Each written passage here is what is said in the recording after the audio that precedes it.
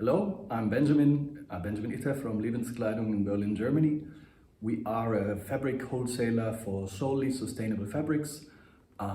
We work in this field since more than 12 years, supporting especially small to medium designers, giving them access to sustainable material.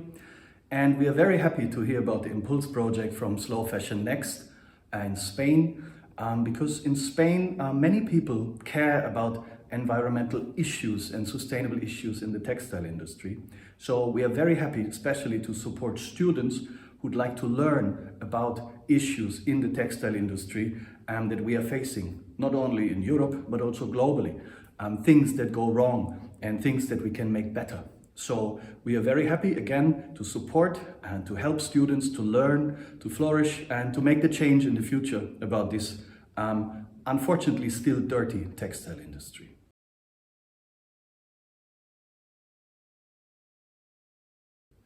So, especially in these COVID times, we see what it means when supply chains get disrupted, when workers in Bangladesh or in India or other developing nations are not paid, because everything is streamlined these days and optimized to the last cent behind the euro. And this is very bad because people are facing many issues, and this is not only some lifestyle issues, but people facing starvation, people are having real problems.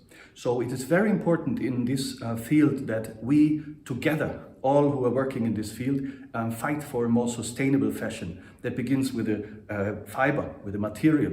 May it be organic cotton, may it be other organic wool and so on, other materials. It might be the dyeing, so all this water pollution that is happening, all these toxics which are there coming to the garmenting, all these things which go wrong. And it is very important and very good time also that we use this crisis to develop something new. So Impulse project with all these students is very important because a new generation can come up and fight for a clean textile industry.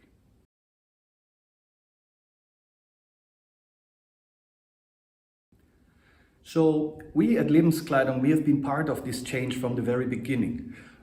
Me and other founder Enrico Rima, and we have lived in India for quite some time. I've lived in India for 3 years, and we saw on the field what can go wrong in this whole industry. Farmers who poison themselves on the fields, who drink the pesticides, who die from our greed to have a mass production constantly. So from this idea sprang the idea of Lebenskleidung, and it developed like every business kind of develops and has new inputs and so on. But the very core of what we are doing is sustainability. That is, be good. It's very easy in the end to have a moral not to do harm to anyone involved in this supply chain. So it's very easy in the end, and big companies always tell us they cannot control these things, but they can control every button, and every 2 millimeters of a button, the piece does not come to the shop. But when it comes to sustainability, they say, oh, we don't have any control. So we should really expose those who tell us these things which are not true, that they cannot change things, and we have to take people reliable on their actions. So we are very happy that we're all together in this. And Spain, Germany, France is waking up, and many other countries in the UK, people have a change of their minds, and we should change our minds and clean this textile industry up.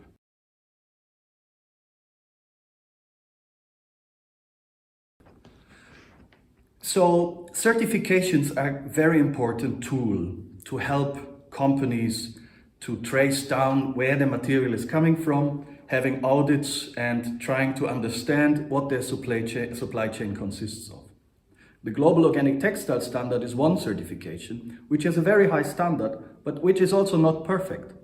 Because there are things which are developed also, it's now GOTS 5.0, you can look it up under global-standard.org and find out how it developed. New technology comes up, new chemicals are there, so we understand they are more toxic and so on. So the Global Organic Textile Standard is a comprehensive standard.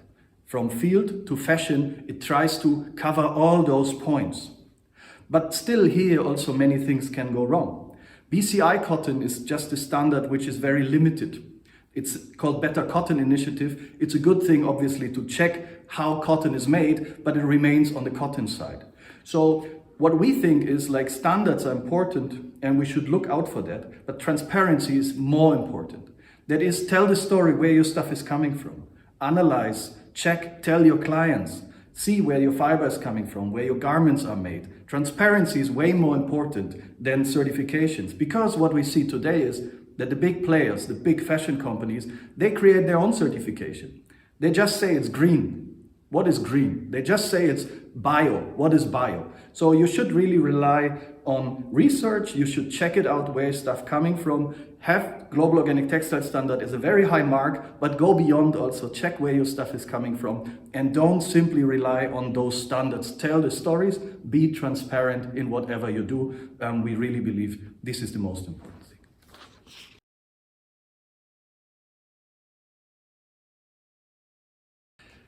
We are very happy since a trial phase of 1 year to offer now also digital printing for small to medium designers. We have started long back actually with collective orders, because the minimum quantities for fabrics are very, very high usually. And we have found out that if we club orders, we can make an impact and distribute fabrics to people who have a smaller demand at the beginning, maybe 1 meter, 10 meter and so on, and then they flourish and grow.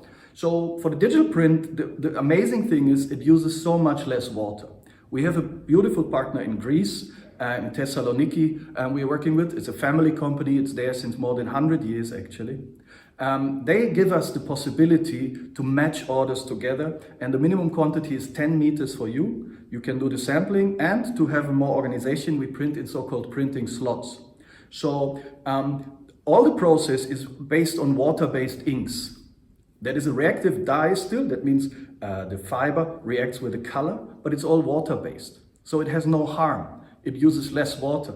It's very much scalable. And it's a beautiful thing to see that technology can also make a difference with beautiful, vibrant colors, having amazing fabrics. We have fair trade woven fabrics from a source from our partners in Uganda. We support a fair trade project there with so many farmers. We have beautiful knits also made of organic cotton, and we try to expand this as well. So we are very happy. If you have questions on that, obviously ask us. But it's a beautiful project, and yeah, we are continuing to go that path.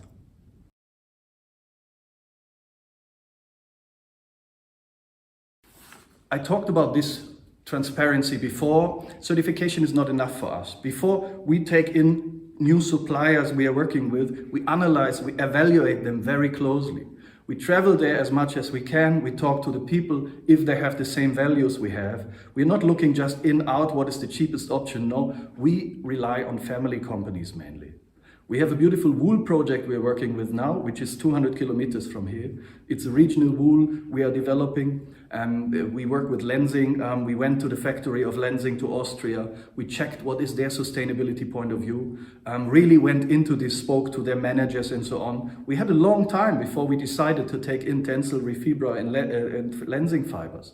But we are convinced that it's good. So we don't make it easy for ourselves. We have the highest transparency issues for ourselves, and we are still working on that also for the cotton now, for example. We are looking for more regional alternatives. I won't tell so much about it now, but we are looking to expand this. Same with the fair trade cotton and so on. So we really try to understand more and more, even as a small company kind of in this whole market, we can do it. And if we can do it, others can do it for sure.